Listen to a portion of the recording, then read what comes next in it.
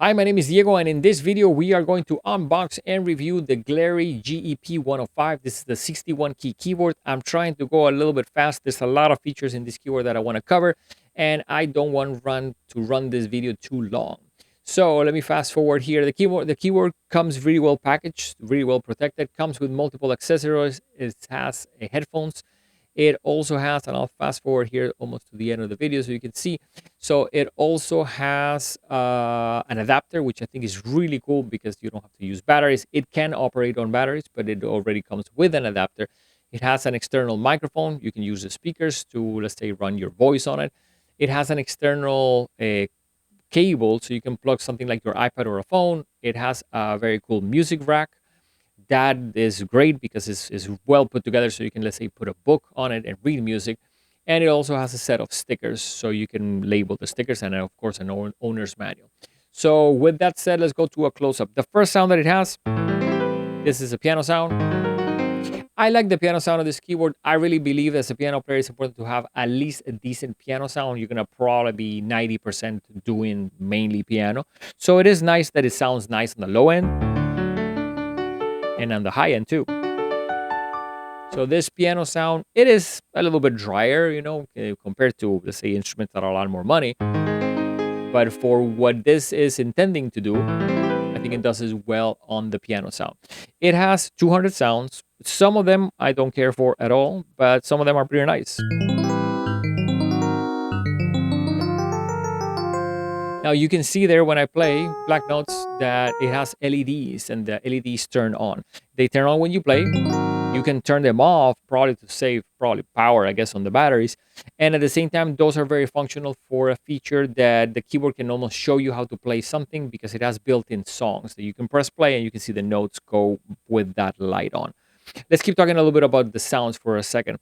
The sounds, I really like multiple of them. I think as a piano player, keyboard player, you need a good handful of sounds. You don't need 200, but this one has many that I think are very usable. When it comes to, let's say, a sound like this one, which is the vibraphone, it has sounds pretty nice, and you are hearing it connected into my system through the headphone jack. Actually, let me go ahead and show you the back panel for it. Panel for it is here. So it has a phone jack. Audio in will be, let's say, it's an external device like a phone or an iPad. You can plug the microphone that comes with it. It also has the adapter, I guess, jack. And there it has a USB. I believe that the USB, I didn't test it, but I think it's so you can put MP3s on a USB drive and get the keyboard to play those songs directly from the front panel, which I think is like a cool feature. But the USB, I think that's what it does. So a couple of other things that I find really cool is that in the front panel you have numbers. That way you can go directly to a number for the beats, which we'll talk in a second, or directly the numbers for the sounds that you have. And I think both of those are very cool. Sometimes you just have to go up and down, which is a little bit annoying. Now it has a metronome, which is easy to get started and to control. And it has drum beats. The drum beats are pretty functional as well. I almost feel like the people that are behind this product seem that they put a lot of things that are pretty usable, which I like. So when you press play, you get like a normal drum beat. Let me try to get back to the tone being piano.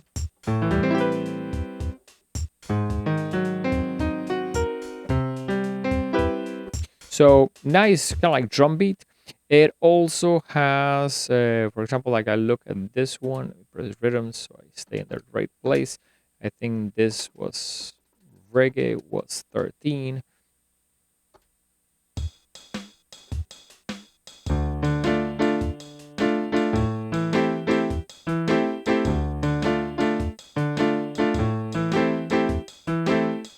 So nice drum beats. It has 200 of them. Some of them I don't really care for, but at the same time, some of them are pretty usable. And when it comes to drum beats, to me, though, that's a practice.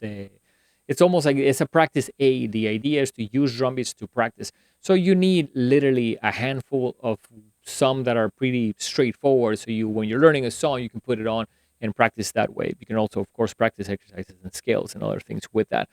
So also very nice that it has a dedicated transpose button. That means that if I play a note and I press the transpose, the note kind of like changes pitch by using that feature. And that's kind of like good to maybe play with something on the, that it's on YouTube and you're trying to kind of like match the notes, but you learn it in a different place because of a book or something. It's very nice. Usually keyboards that are a little bit more expensive tend to have buttons like that in the front.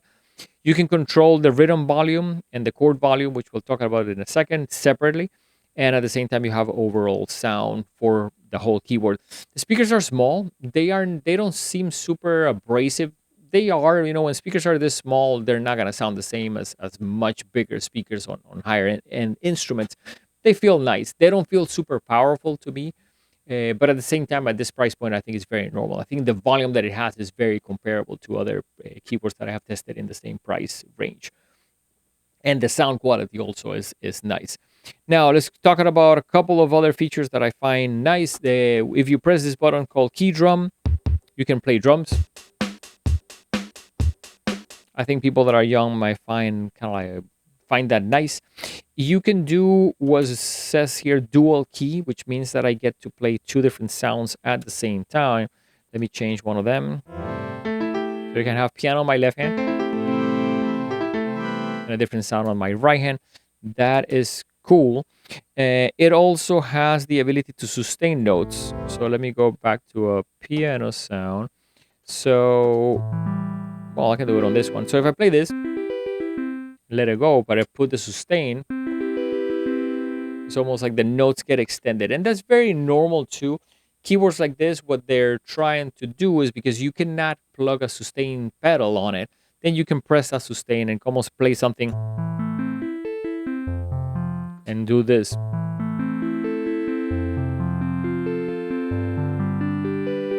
So it almost sounds a little bit fuller because the keyboard is sustaining the notes for you.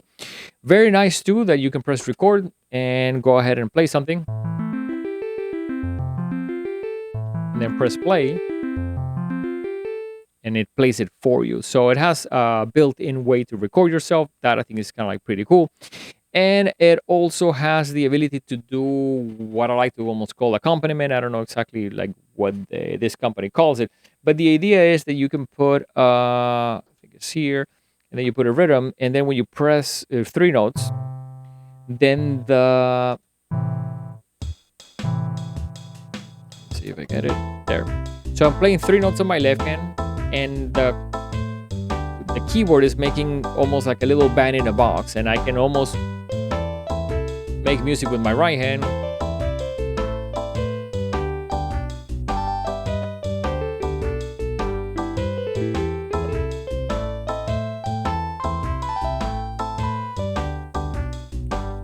I don't think keyboards in this range normally have that feature. It's very cool because you can do it with one finger, you can do it with multiple fingers, and if you learn how to play chords with your left hand, which is 3 keys at the same time, you can learn the melody of a song and then play the chord on the left hand. Very, very cool on that end. Now, it also has, and this, every time that I try it, it sounds a little bit intense, but let me see if I can change. Well, that's what I mean by intense. So you can slow this down, and this has songs that will be taught to you by you following the lights. So let me see if I can give you a brief example.